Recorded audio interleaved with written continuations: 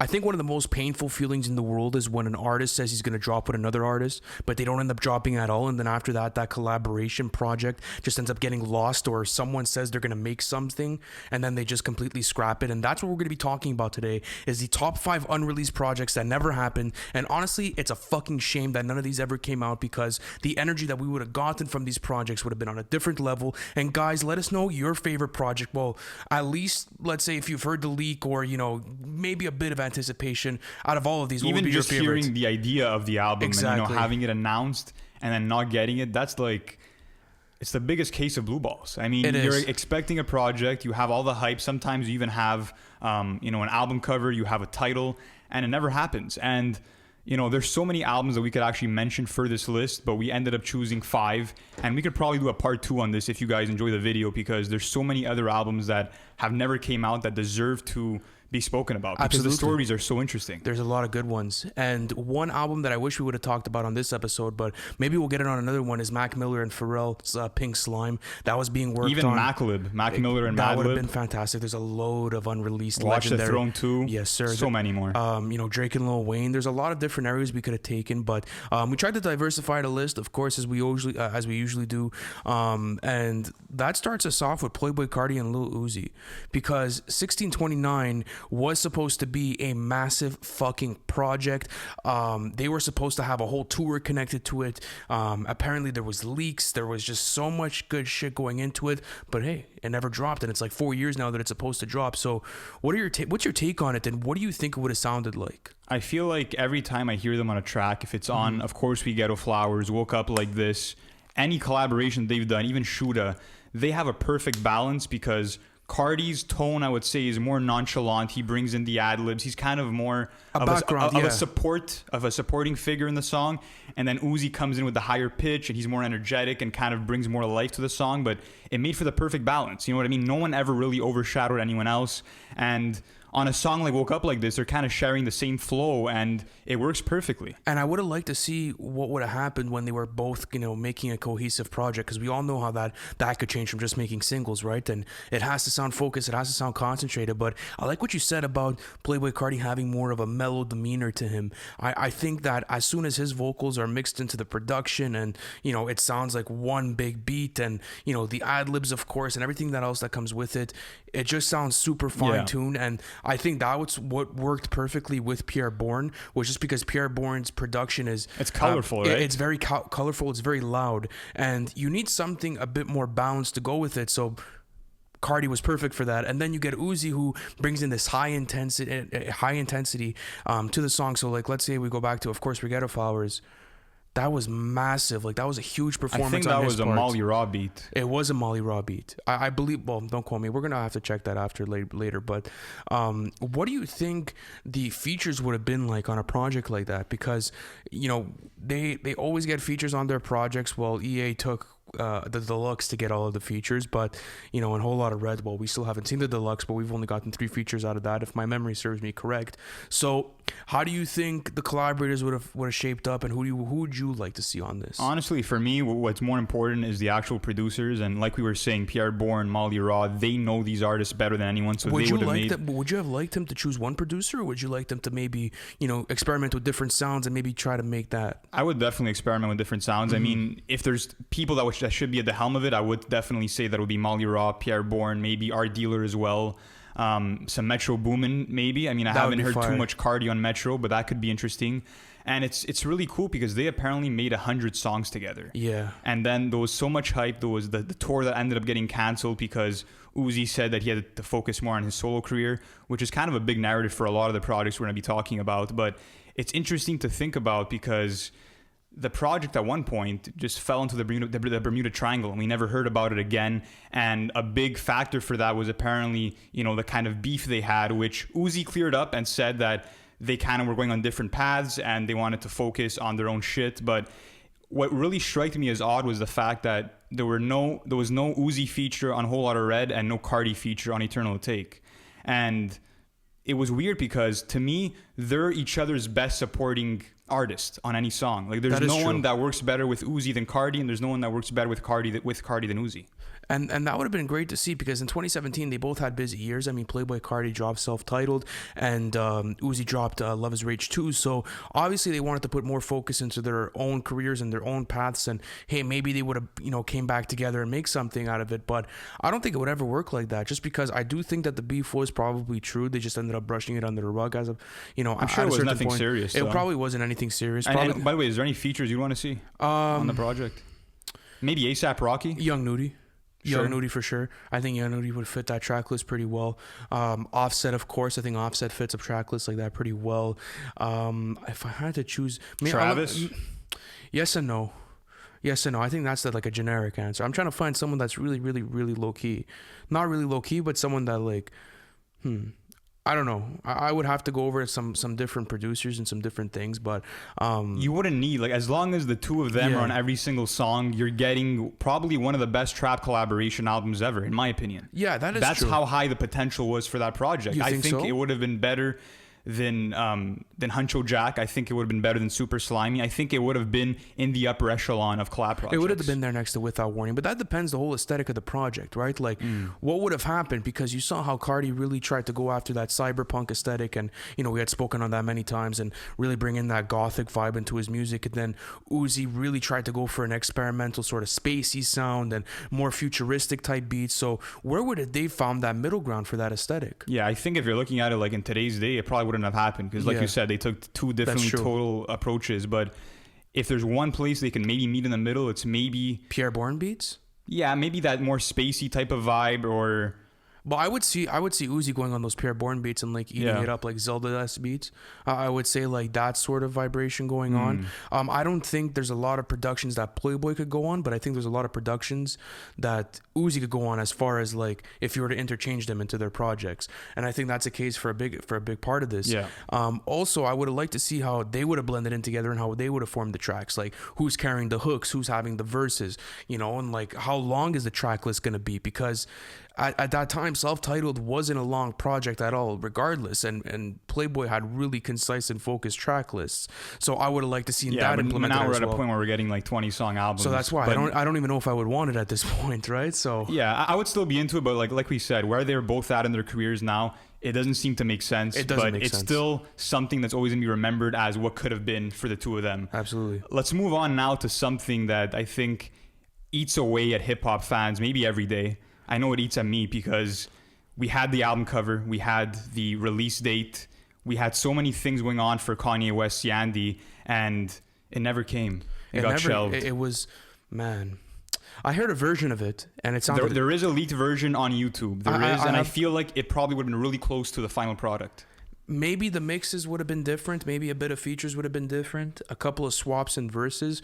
But what I understand out of the project is that it's really like Kanye taking Yeezus but polishing it 10 times more and getting Yandhi out of it. Like that's what I feel as if the vibe would have been. And also Yeezus was a very, very, very aggressive and dark project, in my opinion, at least. Like what I felt out throughout, the energy throughout the project. And there's a lot of Kanye's ego coming out in it. But I feel as if Yandhi would have been a bit more peaceful. It would have been more on like that God mode, and it would have been him talking about manifestation. And there was actually a cool theory I read on Reddit, is that apparently, this is just a theory, by the way.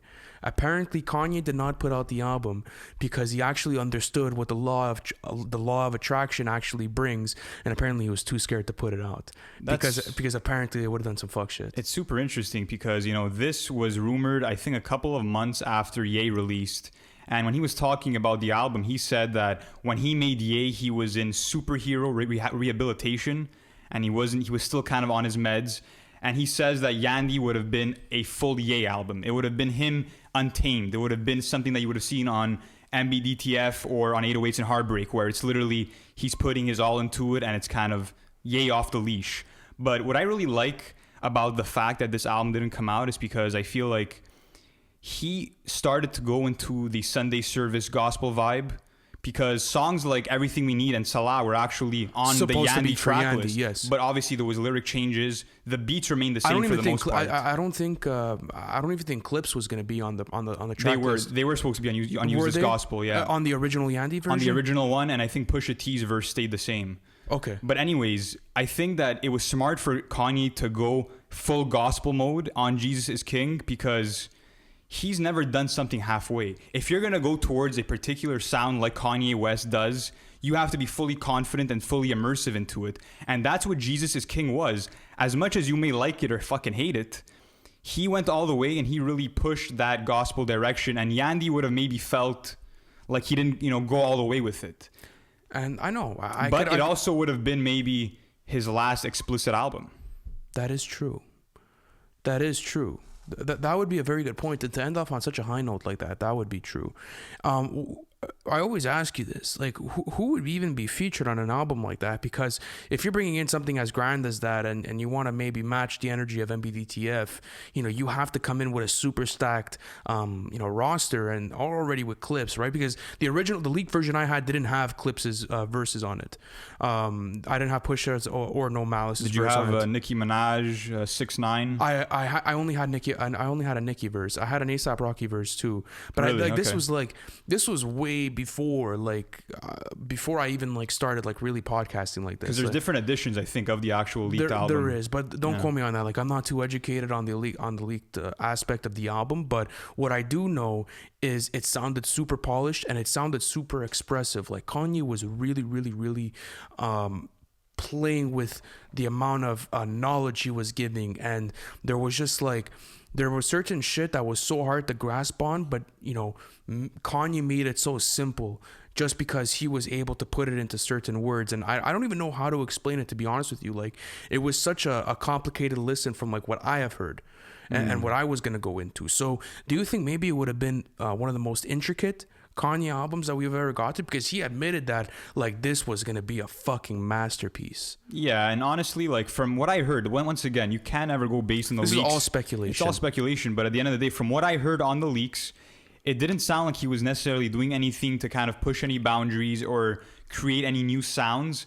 But what's interesting is the reason why it never came out. And I actually believe this kind of idea, and it's because he was working with Chance the Rapper in Chicago doing some studio sessions, and Chance helped him find his roots with God once again and kind of helped his rebirth into that light.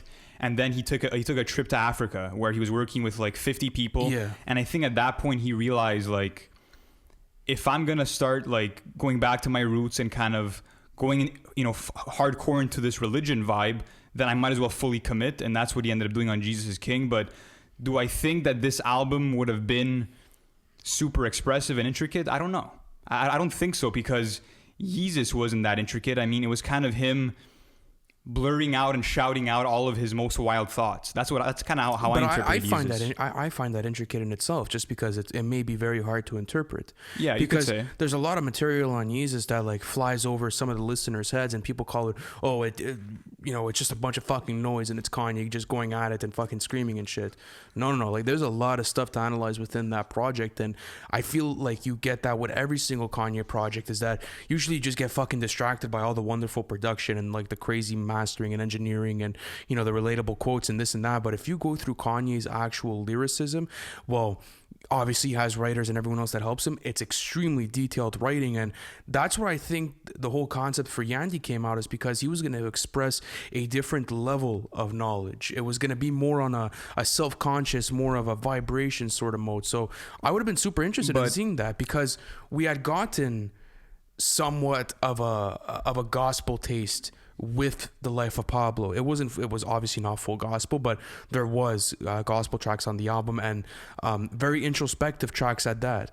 But I wanted to see more of it on Yandhi, and that's what I really wanted out of that project. But I do think that, going back to what you were saying about Kanye being expressive, I feel like Yandhi would have been kind of Kanye going all over the place, and you kind of hear that in the leaks, similar to Yeezus, where he's kind of expressing all of his thoughts all at once, and kind of, it seems like he's rambling on, but that's kind of how Kanye thinks. And he's a genius. So I'm going to ask you something. He thinks of a million things at once. So it's kind of maybe him in his most natural phase in terms of the way that he's delivering the lyrics, you know? Would you say that's a knock though, just because maybe there's an unfocused element to the track list, or is that something that you invite and sort of expect within a Kanye track list? I mean, look, you can call Yeezus his most experimental album, and it's not a knock because It isn't a knock. because that's how Kanye thinks. That's how his mind works, and it's advanced for a lot of people to understand, and it might take a couple of listens to kind of get to the root of what he's trying to say on a track, but I love it.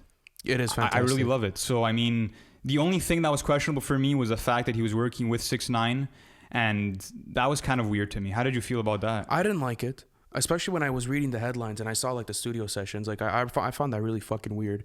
I don't think 6ix9ine has the caliber to be on a Kanye track list. Regardless of the artist, you know, he could choose whoever the fuck he wants on his track list. Like, it's not up to me to say, but where does that even fit into a track list? Like, that wouldn't make sense, right? Like, think about the type of quality features you got on The Life of Pablo, and think about the type of quality features maybe you even got on MBDTF if it was going to be that sort of vibe. Even Migos are supposed to be on it apparently too. So, like, that's why the features were kind of questionable. I feel like Kanye was working with a bunch of people and kind of just... It was questionable. And I think that's ultimately why he maybe didn't put it out, is that it didn't have the right direction. But the production, from what I heard, sounded really nice. It felt warm. It felt atmospheric. You had saxophones. You had organs. You had flutes in the production. So that aspect of it sounded great.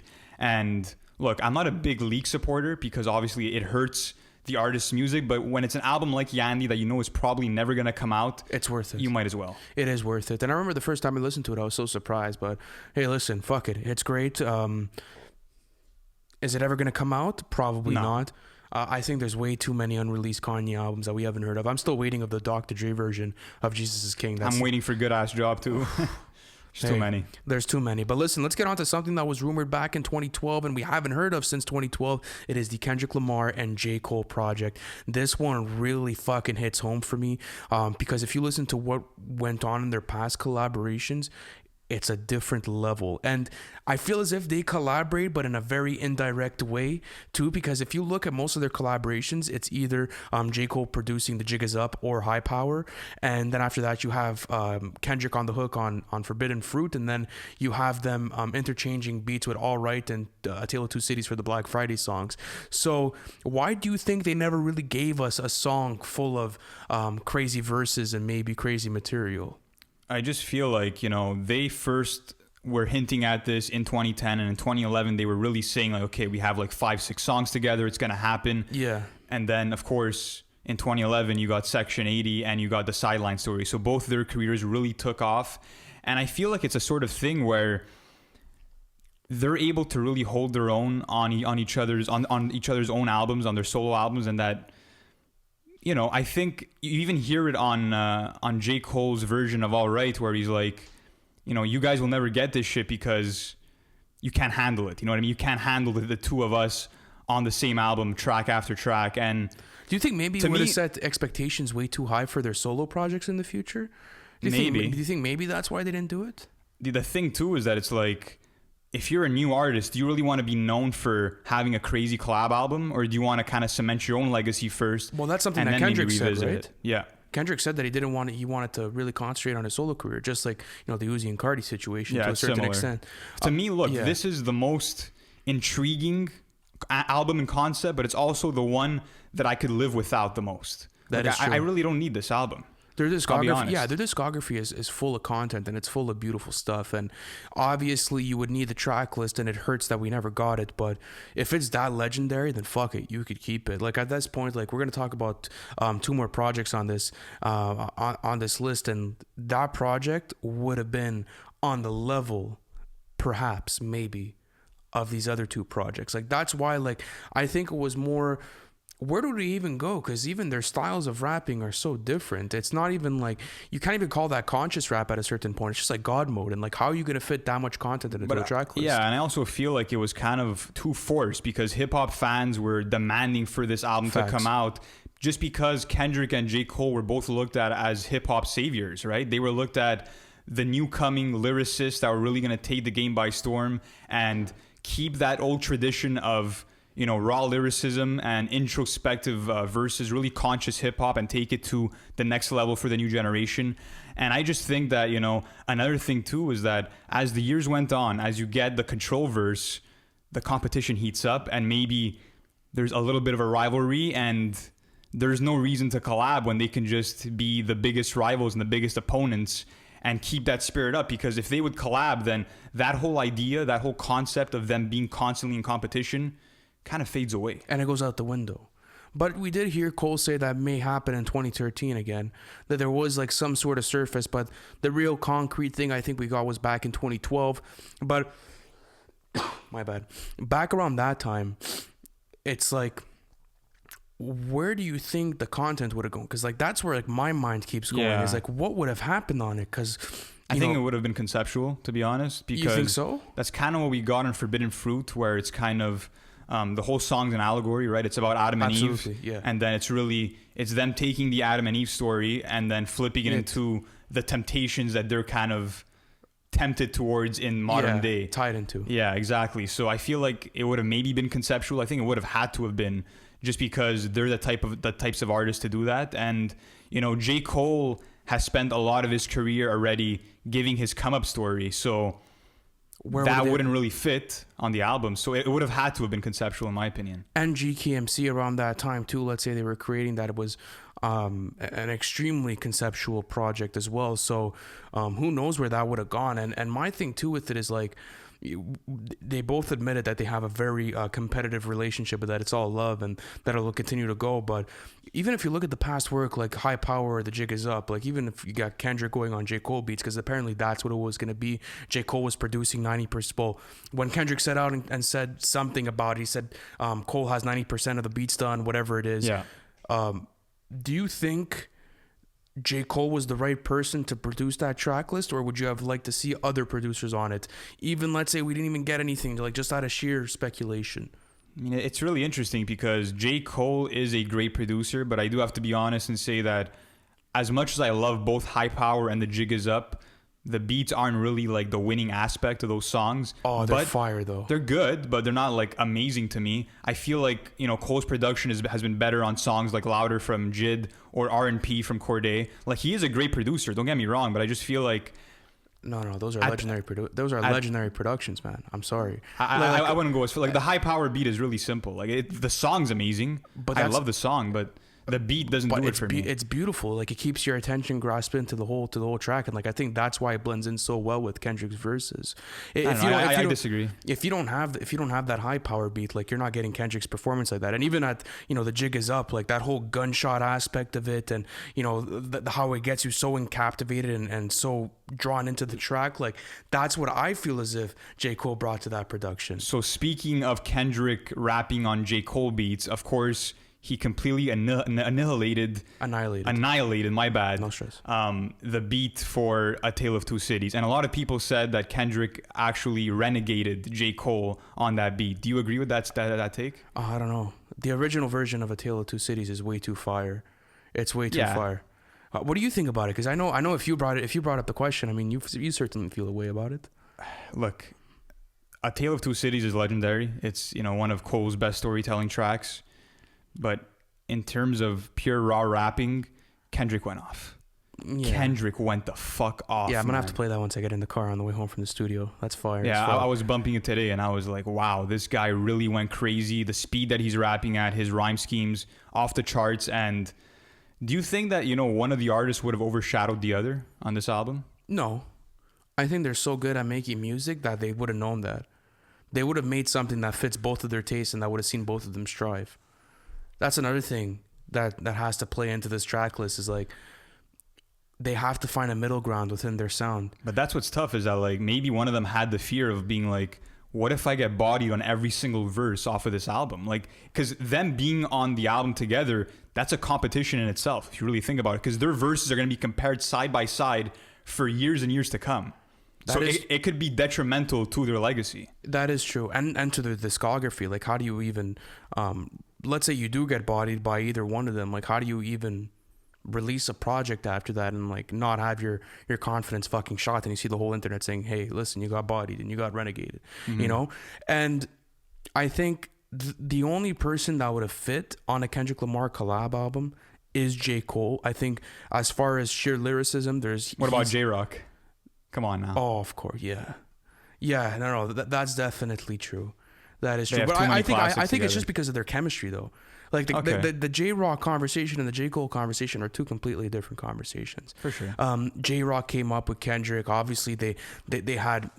I don't even know how many studio sessions together, and they worked on Black Hippie material. They helped each other form projects. They worked on other TDE member projects together. So yes, that would have sounded focused and concise. And I mean, we all know that Kendrick Lamar is probably a better MC than J-Rock is, but J-Rock is definitely holding his own on a Kendrick track. And it's just because I think that West Coast flavor comes in and they complement each other too exactly. Like you get something different from J-Rock and you get something different from Kendrick.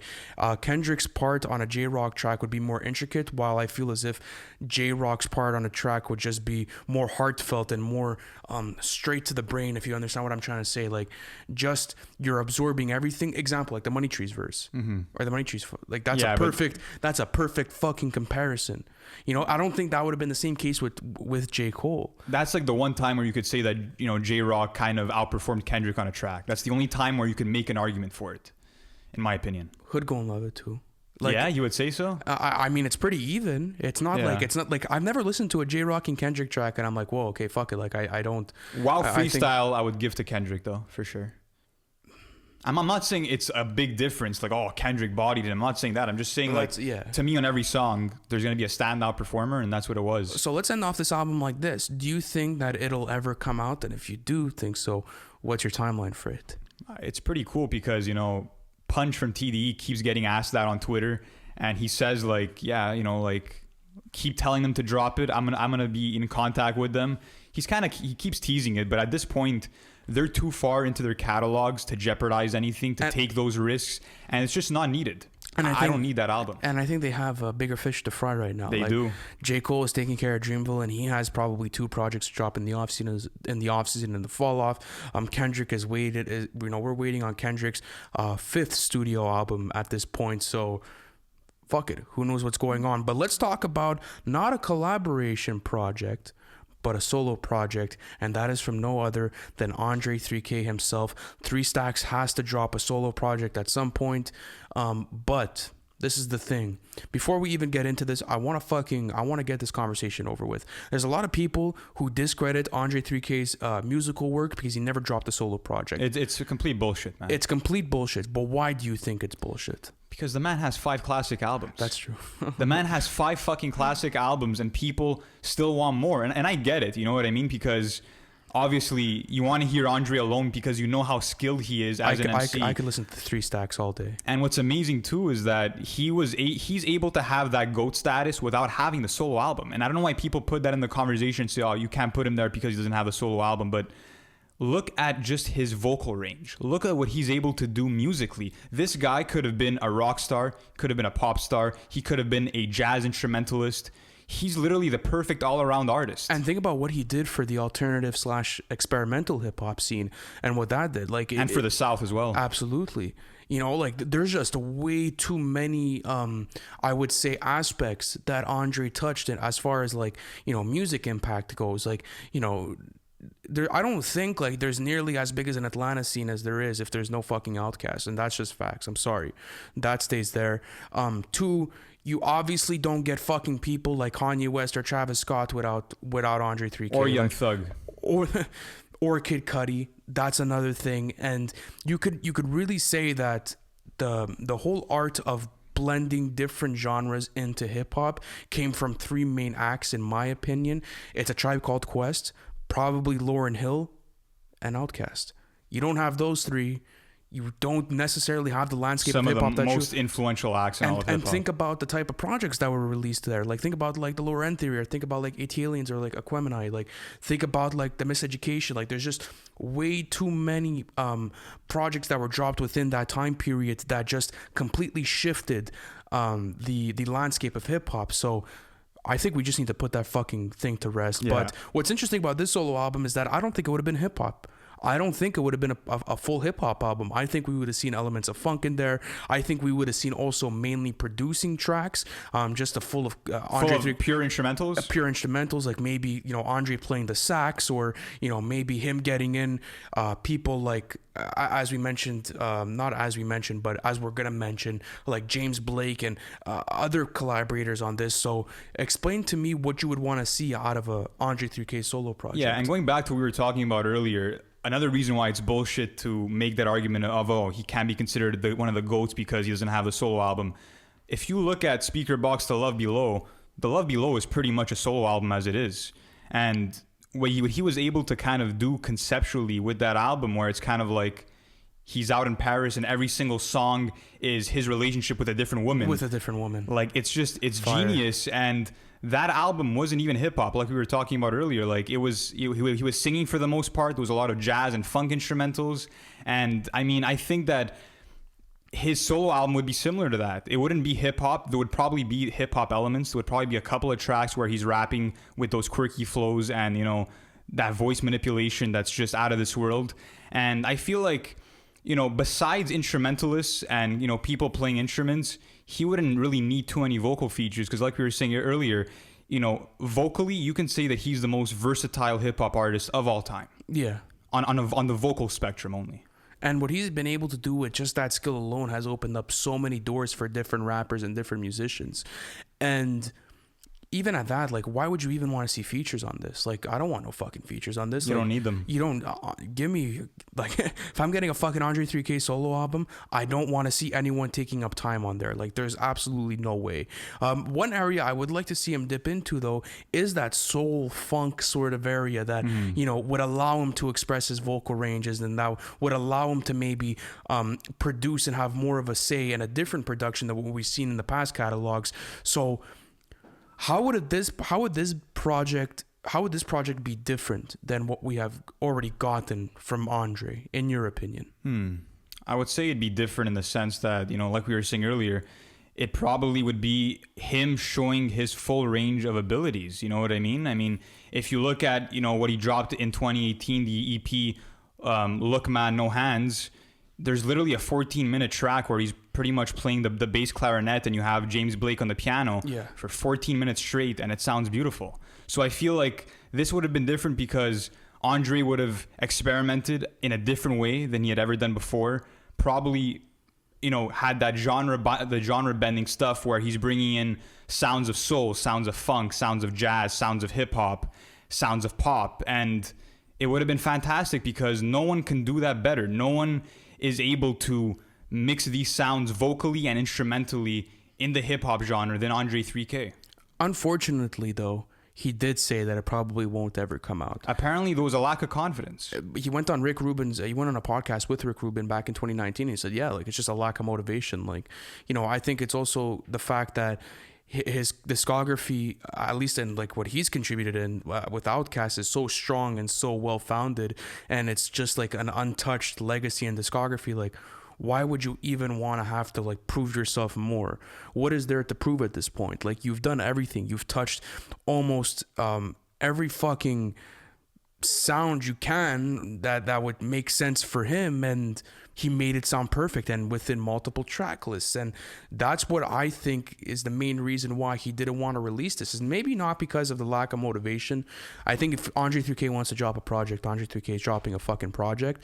But I think it's just like, why would he even care? Why would he even want to? Like, he's cemented. He has his legacy already. Like, it's untouched. And whoever even doubts him at that point, like, you're just uneducated on the genre and music as a whole. But in my opinion. I still feel like you were saying, you know, he doesn't need to have the solo album, but it would be a masterpiece. It would be an orchestra full of live instruments, and you have Andre 3K harmonizing on so many tracks, and it would have been beautiful. I think that it could have been one of the best albums of all time. I think it really could have been on that level because he dominated so many subgenres in his hip-hop run with Outkast. Andre 3K is fucking music. I think that's the only way we could put it. Like, Andre 3K has a conversation for being one of the greatest to ever do it. And you know, I think we spoke about this at one point, but he should have been a fucking pop star. Like, this guy's like on the level of Prince for me. Like, Andre 3K is a different level. And I just think whenever people disrespect his name and whenever people come out and say like, yeah, he didn't do much for the genre, he didn't do this or he didn't do that, it's fucking blasphemy. Like, it doesn't even make sense to a certain extent. You can like make a case so easily for him being the greatest of all time. You can really easily make that case. There is. And if it's taking, if all it takes is a solo album for you guys to call him the GOAT, then okay, my point's proven right there then already. Yeah. Like, that doesn't have any context. Someone else who has a classic catalog but is maybe afraid to kind of tarnish it or affect it in any way is Dr. Dre. And I think a lot of you guys probably saw this coming, that Detox was going to be our number one, because this project has been rumored and teased for over 20 years at this point. And at this point, it's become an urban legend. And it's probably a project that we'll never get, but it's probably the most enticing hip-hop project to never come out. Scott Storch said this is the most advanced album he's ever listened to, production-wise and lyric-wise. Whatever version he listened to, because apparently there were so many versions over the years that had gotten scrapped, and then after that there was new verses added. And another thing that was great about this project apparently was the level of intensity that was put into it. Like, if you watch the Defiant ones and you listen to, like, let's say people talk about it, like Eminem, he was just saying like, what I was hearing was perfection, and what Dre was hearing was just too much. Like, it wasn't like, he didn't understand how he didn't put it out because it was on a different level of perfection. And I think after coming off of 2001, Dre didn't want to fuck up like that, because if you know what happened with the Aftermath and that whole story, Dre actually has flopped in his career at one point. And the fact that he was able to recover that was just like, okay, let me say fuck it and work on other solo careers rather than do mine. Do you think the fact that Eminem, you could say, helped revive his career, did that aspect make him, you think, want to focus on building that with other artists instead of him honing in on his own project? Well, if you think about it, the original versions of the track list had features, had help from Eminem, 50 Cent, The Game, like around like that 5-year period, like where Aftermath was really on a different level of dominance. And apparently the whole concept for it was Denzel Washington was apparently supposed to narrate the whole project, and it was going to be through like a hitman's eyes and like him going through his daily routine and whatever it is, because we don't have. It sounds like it would have been a movie, and apparently every feature on the album would have been playing a character inside this cinematic album. So it could have definitely been, one of the craziest and most advanced albums we've ever heard. There would have been features from Snoop Dogg, Exhibit, Jay-Z, Nas. Like, there was just apparently so many collaborators on this project. And imagine all those guys playing characters, not portraying themselves. Okay, so let's go through it then. Let's add it. Let's, just for the fucks of it, if Jay-Z had to be a character on this album, what would you see him as? What would Jay-Z be? That's interesting. A hitman story. Like, try to put it into context. A hitman story. Who would Jay-Z be? I would say that Jay-Z would be the young hustler that no one really believes in, but kind of makes his way. Okay, I see that. Where would you see Eminem fitting into the storyline? Probably a psychopath. Okay. Probably a psychopath. Killer on the loose. Yeah, killer on the loose. Maybe someone that's kind of similar to Slim Shady, though. I know, but it would fit so perfect, though. Of like course, the Slim Shady content and the alter ego would just slot in so perfectly into that track list. And that's what's fucking nuts, is that we never ever got this, and I want it. Like, this is a project that I have to listen to at least once in my lifetime. You know what's crazy is that Snoop Dogg has released 5 albums since Detox was first announced, and he's laughed and joked about that. And it's just amazing to think that there was release date after release date. There was Dr. Dre teasing this on the Games album, saying look out for Detox on the documentary. And yet we never got it. There was even, a couple of singles that were supposed to be for the album, such as I Need a Doctor and Kush. But nothing ever came out of it. And it comes down to Dr. Dre being a perfectionist. Excuse me. And maybe just knowing that the value of this album, in theory, is more valuable than the music itself. Do you think Kush and I Need a Doctor would have been great standout singles for the project? Definitely not. Neither. Definitely not. Yeah, I don't think that would have been a great decision for him. No, and it's pretty mind blowing that this project holds so much weight in the hip hop community that it's still being teased today. You know what I mean? When Dr. Dre recovered from the aneurysm he had and he was, back in the studio with his engineers and stuff, you had producer Dem Joints who posted an Instagram picture with the whole crew in the studio, and he put out the hashtag Detox 21. Yeah, that's fucking nuts. That is nuts. And Do they're always... in all honesty, Yeah. do you think that there's even a 1% chance of this album ever coming out? I don't know. Probably not. I don't think so. It's just like, why? Like, why would Dr. Dre even want to put out an album at that age? Yeah. It wouldn't make sense. Like, and what version of it would you be getting? There's just too many versions. Like, there was just too much cuts. Like, he just... And another thing that I heard in the documentary was just like, he didn't feel as if the process was natural for him, because Dr. Dre in the documentary with the Defiant Ones talks about his creative process and, you know, shows the live studio sessions and everything. And he was explaining how his best music comes from, boom, meeting someone on the spot, and it has to happen natural. Like, just that magic happened. And I think the process with Detox, what stopped him was like, there was just too many people trying to say like what to do maybe, or there was too many high expectations. There was too much of like a guideline to fit and to get through. And at a certain point, like, why would you want to put out a project like that? And not only that, but like, think about sitting on a body of work for years on end, keep replaying it, finding every fault within the track list, and just your mind becomes corrupted at that point, and you don't really know what's quality and what isn't, because you keep replaying the songs, you keep picking out every single thing that you think, you know, doesn't sound right. And of course, it hasn't come out at this point, and I don't think it ever will, but I do hope that Dr. Dre keeps working, because, you know, he's been arguably one of the most influential and impactful artists in all of hip hop, and, you know, he keeps kind of executive producing albums, and I hope that he does that with artists like Corday and, you know, a lot of other newcomers. Anderson .Paak, like, there has to be some more there. And if you actually want a taste of what the production could have sounded like, just go listen to Get Rich or Die Trying, because apparently a lot of those beats were meant for Detox, and apparently a lot of the beats on the documentary were meant for Detox as well, and those were crafted for the project. So out of all these projects, now that we're getting to the near the episode, which one, if you had the choice, would you like to listen to tonight? That's if a great question. Let me hear it. Oh man, I would say Detox, but because there's so many versions, like, I don't want to take a gamble on which version I'm getting. Like, I don't want that 2010 version. I want, you know, that early 2000s version of it. But one album, I would go with the Andre 3K solo album. Really? I would have to go with Andre 3K solo album. I think like Yandhi, the Migos and the 6ix9ine features would have probably thrown me off. I don't think I would have been satisfied with the whole track list. I think it would have been super grand, and I think the introspection would have been crazy. 1629, I mean, like, I'm not even putting that in the same category as these. As far as the Kendrick and Cole mixtape, that's the only other thing that's really coming into contention. I think I would choose the Kendrick and J.Cole album, because, like I said, it's not something that I need, but it's probably the most enticing out of all of these, because I really would want to know how their chemistry would kind of connect, and what are they making a concept album? Are they, you know, spitting fire verse after fire verse, or is it more low key? It's maybe the most enticing out of them, so I'd probably choose that. Yeah, that's a great choice. I would go with the Andre 3K one, just because it's probably nothing that I've ever heard before.